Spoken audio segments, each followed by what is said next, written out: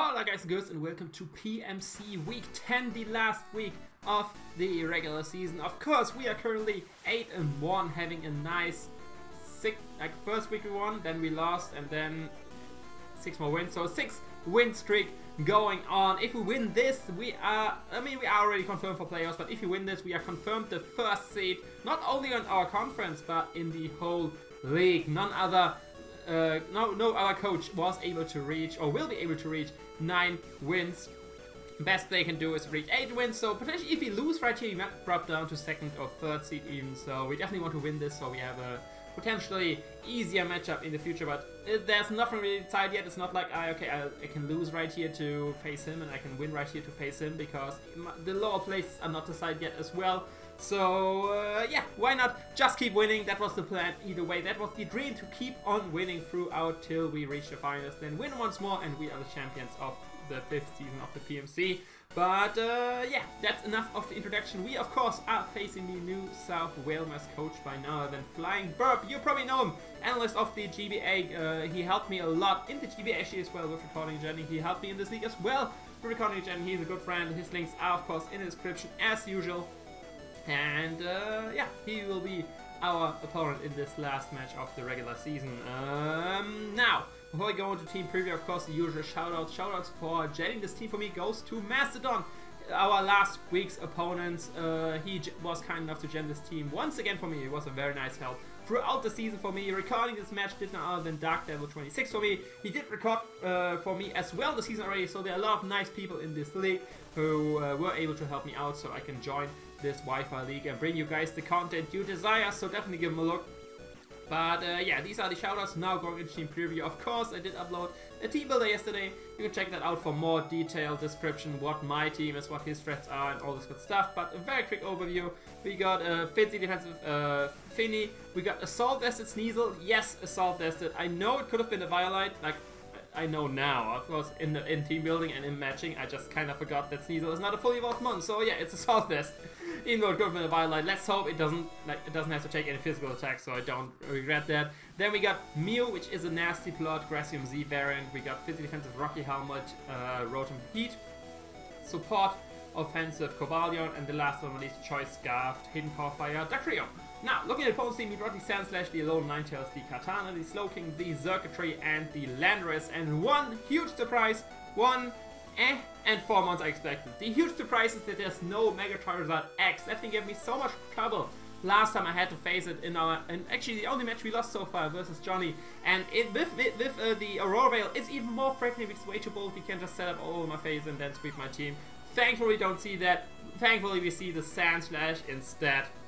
I did not prep intensively for Sandslash. Obviously, it's not like a huge threat, even if it comes. He doesn't even have sand to like make the Sand Rush Sweeper. So it's probably going to be some more defensive Rapid Spin Starfrog variant. Like, I guess it frees up Landorus now, not being the Starfrogger, so Landorus can be more offensive. That's kind of scary. Offensive Landorus, of course. I already mentioned that in Team Builder, but just not having Mega Charizard X and Sandslash Z, I'm very happy with that. And the other thing is Circuitry. I was kind of on the fence about. Circuitry is good, but he has other mons which are good as well. He has the Bishop. Yeah, some Mega Charizard X, for example. That's better than Circuitry in my opinion as well. So that was, like, the Circuitry makes sense. I was preparing for that. But it was one of the ones where I saw it. I could see it coming, I could not see it coming. And the other 4 I definitely expected. The Alolan Ninetales, Katana, Slowking, and Landorus. These 4 were sure coming. The 5th one was Mega Charizard X. And then 6th one, yes, some mons to fill in. For example, the Circuitry, which came. So yeah, these are like surprises.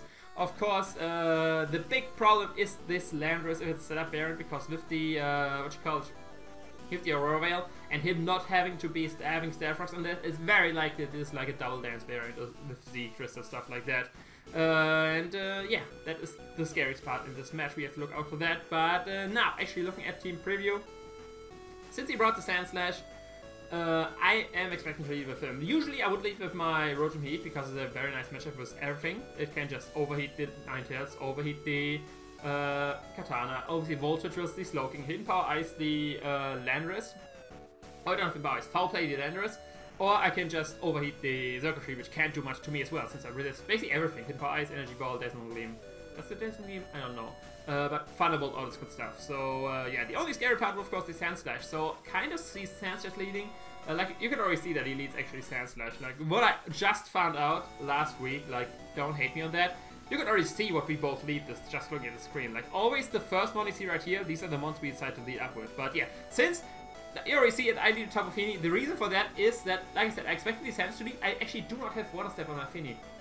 But I can for sure scare it out, just go straight for a Moonblast or an Aegis Mantis with anything for us to come in. And yeah, like the likely leads he has on his part are the Landorus, the Sandslash, and the Ninetales. Two out of those I'm fine with. Just 2 ground types. Fini is fine.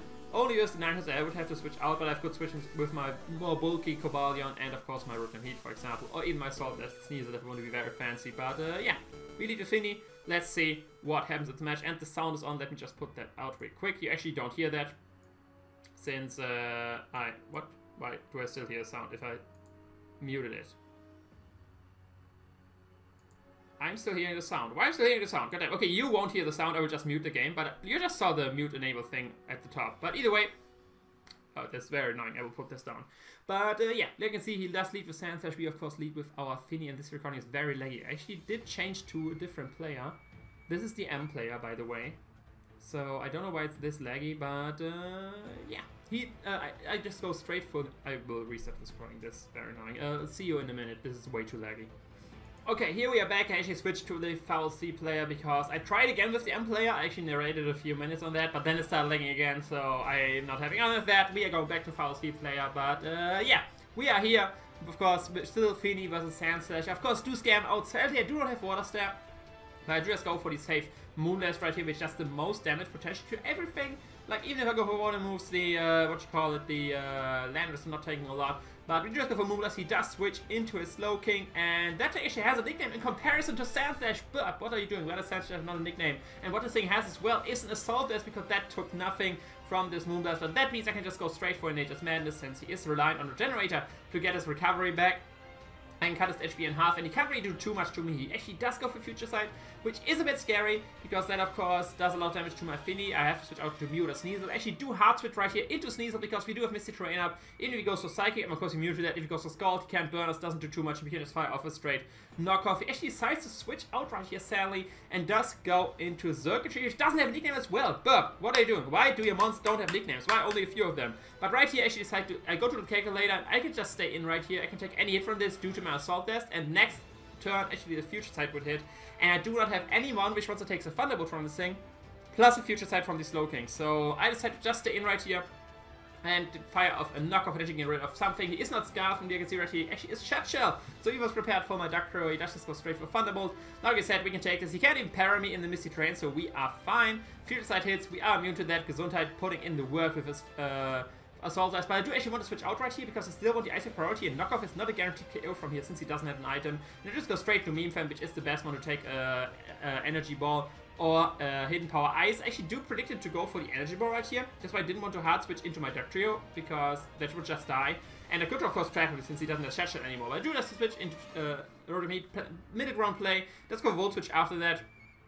And I think right here I do just fire off a safe Overheat, or do I go for Foul Play? Or we will see right here. I think I just fire just off a safe Overheat versus him killing the Circuitry. But he actually does switch into Sandslash, and we can see from this Overheat damage that he is nowhere near especially defensive. He's not taking this Overheat. He's not taking even now one.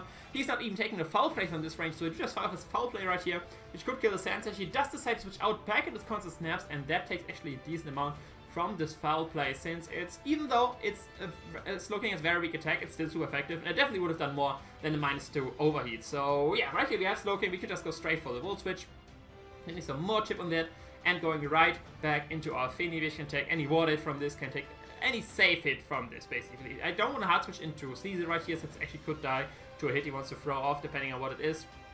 And Fini is still at max health, and we can fire off some more Moonblast, Nature's Madness, all these shenanigans. Actually, does decide to go for the Drain Punch right here, so he's showing some heat. He definitely predicted the Sneasel to come in right there. But yeah, that of course does nothing to our Fini.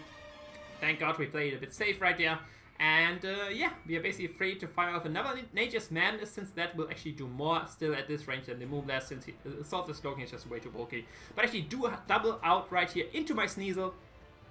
Predicting him to go for another future sight, but he actually does switch out again, so yeah, we are sadly not catching him. He does double out back into circuitry, and once again, we are, of course, sad right here. We don't want to stay in versus things, so I do just hard switch out once again back, but this time I am going Ductrio, because last time we didn't go for Energy Ball with my Sneasel. I don't think he will do it this time, and like you see right here, actually does just go for the Volt Switch. That means this thing is now trapped, and we do get rid of the circuitry. Since we're obviously faster, since he has no item, we are Choice Scarf. We are faster than anything on this team. So, yeah, we do get rid of the circuitry, and this is the first mon going down, first kill going to house our Ductrio. And, yeah, circuitry goes down. Of course, this gives him now a free switch into stop that. We are, of course, locked into Earthquake, so we have no business staying in right here. And, right here, I do just switch out right back into my physically defensive Finny. I don't want to hard switch into my Rotom on a predicted Earthquake, something like that, because then it just takes way too much damage from Rock Slide or something like that. And he does decide to just go straight for a U-turn, so we could have gone into Rotom and said, okay, Helmet Chip on that. But yeah, this U-turn tells me one thing, which is that this thing is max offensive, which wasn't a surprise at all. But since he's U-turn, this kind of makes me think that he's not a setup variant, because usually setup variants don't run U-turn. But he does just hard switch out into his, into his Ninetales. I don't want to take a free strike from this thing. I still need this thing around for the Landers potentially, and yeah, I can't really do much to it back. But best thing I can do is to half switch with Nature's Madness, since Moonblast won't do a lot, especially if it sets up the Aurora right here. So to just hard switch out into my Cobalion, which can take any hit from this, and yeah, I'll go with Iron Head potentially, or just go for Rocks depending on what he does. He does just go straight for Toxic, so that was a very nice switch on our part.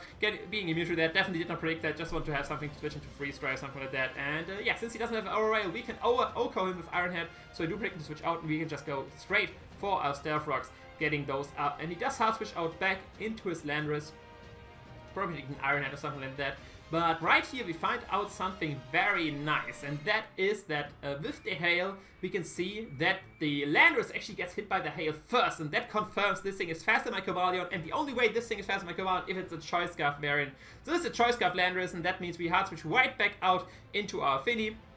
If we lock himself into Earthquake, we can go back into something, but yeah, like you can see right here, he does actually decide to lock himself into Hammer Arm, so he probably can need to have a Sugar Bear or something like that, and so he has Hammer Arm.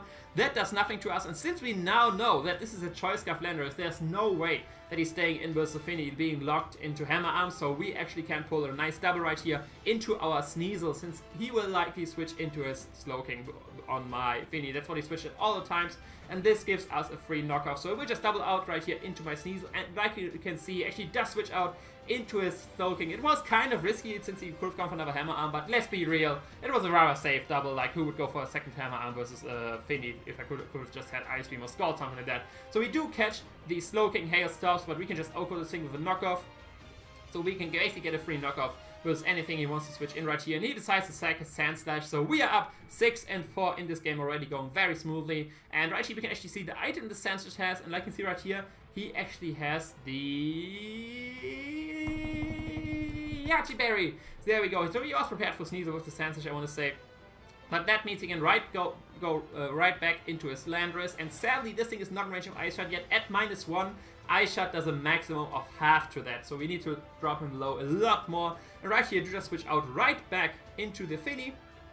So that's it's the best switch we have right here. We can't never switch in Rotom, because we need Rotom, so this thing can sweep us with locking himself into Earthquake. If we don't have Rotom around, there's a very high chance that he might just sweep us with Earthquake, because the only thing we have fast on this is our Choice Scarf Ductrio, which is not doing too much to him, and if he's not weakened enough, Sneasel can't range kill him either. He does go into his, into his Ninetales right here, and once again, we will just hard switch out into our Cobalion, since this is the best thing to take on these hits. He seems to be a more support variant, having Toxic and stuff like that. And if he goes for the Aurora Veil, Cobalion can still take any hit. The only way he can kill Cobalion if he goes straight for an attack right here, or 2 KO Cobalion that is, and he does indeed. He just goes straight for Moonblast, which he should be able to chew very nicely. We actually do take it. We can take a second word even after the hail damage, but it is a roll. So yeah, I just go safe for the safe Iron Head right here. He does still switch out into his Constant Snaps, but actually, I think I'd actually go for Toxic right here, predicting him to switch out, since I still can take the Moonblast.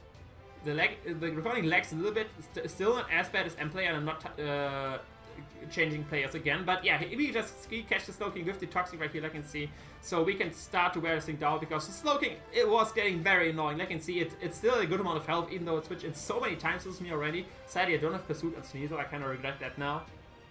But yeah, now we've Toxic on that, so if he stays along on the field, he will be worn down very quickly. And we could just switch right back into our Walnut, which was our switch basically every time versus the Slowking, because it's all this Slowking, not too scary versus the Walnut. Barring goes to Future Sight, and then we just have to play around depths. So yeah, if he does decide to go Future Sight right here, so we have to basically try to switch in our Sneasel or our Mew at the correct time to not have a wrong one taking this Future Sight. But yeah, thankfully he did stay in for one turn, so he can take a nice round of Hail plus Toxic, which is very nice. Like you can see, he's actually around half HP. After Regenerate, you will of course be at around 80%, but we can just fire off a Nature's Mandate. Oh, it's just fire off Moonblast actually, because I'm predicting to switch out right here. Nature Net would of course done more, but I can see actually does just go straight for Scald, which is not too big of a problem. And right here, this next turn is the turn the Future Sight is gonna hit. So this is the turn actually we have to switch out either to Sneasel or the Mew. Of course, I decided right here to not switch into Sneasel, because that can potentially die to Drain Punch or Scald, something like that. So I do just switch into my Mew. Since Misty Terrain is up, he can Scald burn me. Drain Punch of course will do nothing. So yeah, and Neutron, since it's resisted, will take the Future Sight very nice as well. So he just goes straight for Drain Punch. So that was not really a prediction, it was just the best middle ground play to go into Mew right there. And the Future Sight will hit us right here. But since he did stay in, he will die to Hail plus Toxic. And yeah, we did successfully got rid of the Slowking. Death kill, of course, going to Cobalion with the Toxic. So we are still up 6-3. This game is going very nicely so far. But of course, he still has this Scaramouche. He still has his Landers right here, which we will of course wipe back out, go into Finny. But this thing is slowly but surely getting in range of Sneasel every time switching into rocks. Only one more or two more rock switch-ins, I think it is, to guarantee being in range of Ice Shot. One more rock switch in and it's a chance to kill him. It's thinking we are intimidated, of course. If we are not intimidated, he's already in range of Ice Shot. So yeah, he just goes straight for Earthquake. That means we can just right out back switch into our Rotom versus that thing. And let me just pause the recording real quick. But yeah, here we are. Finny just took the Earthquake. Of course, that means we can't just double out into, or not, it's not a double. We can just switch out into our Rotom since he is locked into Earthquake. We know it's Choice Scarf, but he actually does switch out as well. So does he predict our Rotom? It seems so. He does just go straight into his little Ninetales. I don't really know if it really was predicted on my Rotom or if he just thought that's the best switch to my Finny. Most likely Rotom, because he could just go for second Earthquake to kill my Finny. So yeah, we just hard switch out into our Rotom right here. We are still at a good amount of health, but if he has some weird hidden power, he actually could kill us right here. But on the other hand, if he goes for Misty Terrain, we definitely, if he goes for the Aurora Veil, we definitely want to kill him with the Overheat, which does have a shot at killing him. So he does go for Aurora Veil. We do just fire off an Overheat right here, and like you can see, that actually will be not enough to knock out this Ninetales, sadly. But yeah, now we are at -2, and yeah, we are not looking too hot versus this Ninetales. We do just go straight for a Voltage right here. It does not seem he has good coverage for me. So if he has Toxic, Aurora Veil, Moonblast, we already saw that. It's likely that he has a Freeze Dry on Ice Attack over having some weird hit power, which does hit our Rotom. But we actually did go for Foul Play right here, never mind me. We just go straight for Foul Play right here, because that can kill the Ninetales, and it does not allow anything to switch in, since Katana and Landorus take way too much damage from the Foul Play. He just go straight back into Landorus, and I was very surprised by that. I mean, I guess it's fair, like, he just go into Landorus, that's not too bad. I definitely expect him to go to Katana right here to kill me off, and then set up versus something since the Aurora is up. But since he does go to Landorus, we can just sack our Finny right here. It's not doing anything versus the Katana. It's way too low health to deal with the Landorus as well. And we just go straight for the Rock Slide versus me. And right here we do lift the Rock Slide, which is very nice. That means we can start an additional turn of the Hail. Oh, never mind, we died to Hail. I just thought we can start another turn. But yeah, like I see, we have one turn of Roy gone because that got set up. Then we go for Foul Play. Then this turn. Now we can go to Mew. We can go for Nasty Plot, lift the Rock Slide, lift another Rock Slide, then go for Psychic, kill this thing, then Aurora is gone, and we can KO the Katana with the Vacuum Wave. But she does get a crit here, so that means he will be able to 2-hit KO us with he will 2-hit KO us with the, what you call it, with the next Rock Slide. It is actually a roll from this range, so I decided to just risk it right here. No need to switch anything else in. I don't have anything which else will take a Rock Slide. Sneasel will die. I could switch to Cobalion, I guess.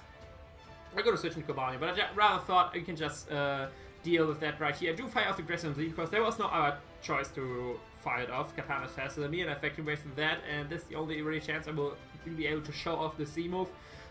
To be fair, I should have most likely gone to Sneasel right there versus the the Landorus to range kill with Ice Shot, but I didn't want the Sneasel in versus the Katana, since he could just set up with Katana versus my Sneasel, so I thought the Mew is definitely better to prevent the setup. But to be fair, I could have just gone for Big Break, get some decent damage on the Katana, and gotten rid of the Aurora. So I kind of just want to show off Mew with the Nasty Shot and all this good stuff, giving him a chance to sweep. But I do of course go for +2 Vacuum Wave, and that does close to nothing. Even without the Aurora Veil, that should have done over half of this thing. So he's a very bulky Katana. He does just go straight for Leaf Blade. Like you can see right here, he actually does get a Beast Boost in speed, and that means my Cobalion can still take a hit from this, since if he is max, even with the maximum amount of attack he can have with still getting a speed boost, we can lift the Sacred Sword with our Chop Barrier right here, and we can KO him with the close combat, even through the misty terrain. Anything else, I could have gone into Rotom first to get some Rocky Helmet damage, but even if he lifts the lifts the close combat, I can still do that. But like you can see right here, he is mostly specially bulky, not really physically bulky on investment wise, and we do KO the Katana, and this gives us a nice, I think, 4-0 win. Like, let's see, the Finny died. Let's just go back on the screen. Let's see, the Finny died and the Mew died. Yeah, it's a 4-0, nice. And we still have Duck Trio. If worst comes to worst, we still have the head Duck Trio for the Katana. The only problem is it was speed boosting, so if we got 2 speed boosts, even Choice Scarf Duck Trio would be able to outspeed it. But yeah, overall, a very good game. I think I had to control most of the match. The only real card I kinda regret is like setting up with Mew versus the Landorus, because I was risking flinches either way, but then he crit me, so I couldn't stall off more turns of the Aurora Veil. But yeah, I kind of just want to go for Nasty with Mew and see if we can do some sweepy shenanigans. If I could have gone to +4, I could have killed the Katana through the Aurora Veil. At least I thought that. Like, after seeing the damage from the +2 Vacuum Wave, obviously I wouldn't have KO'd with +4. So yeah, but in the game I thought I could get a +4 versus the Landorus, since I lived 2 Rock Slides. Sadly, this crit me, but then I still lived the next Rock Slide. So yeah, there's that. But that's just the game. We do win. We keep our winning streak up, and next week, of course, we will go into the first round of playoffs if there wouldn't be a week break. So next week there's actually no PMC upload. I will use the next week, or basically this weekend should be the upload to 3. Like, this should have been up last weekend, so I'm behind either way, but I can use this weekend to catch up on Baby League uploads, because that is of course still happening, even though I'm kind of slacking off on uploads, since it's my own league, and there, like, I guess that's why it's kind of, I gave myself the allowance to slack off on that. But either way, let me know in the comments, of course, what you think about the game. Who was the MVP? I gotta say, I think the MVP title goes to, oh, it's difficult to say. I want to give it to Finny. It's just way too much work. It switched it so many times, took so many hits. It didn't got that many kills. I think the most kills go to, like, let's see, Sneasel killed the Sand Slash, Sneasel killed the, no wait, Circuitry died. Where did Circuitry die? What did Circuitry die? Circuitry died to, oh, Duckbeer, of course I trapped it. Then the Landorus died to the Mew. The Katana died to Cobalion. The Ninjas died to Rotom Heat, and the Slowking died to Cobalion as well. So kill-wise, Cobalion got the most kills, but I think MVP goes to either Sneasel or Finny. That's like the 2 toss-ups I want to give it, because not having to switch versus the Circuitry, taking the Thunderbolt plus the Future Sight made him very cautious with his Slowking. He clicked Drain Punch twice, predicting my Sneasel to come in, and that didn't really got him further in the game. It actually hurt him more, since one time it was my Finny which took it, another time it was my Mew which took it. So I guess Sneasel kind of a hidden MVP as well. Like, I mean, Finny wasn't an obvious one either way. But either way, I ramble a lot. That is all for this upload. Of course, leave a like, comment, subscribe. You know that you hit me on Twitter, Facebook, all the links in the description, and I will see you another time. Ciao!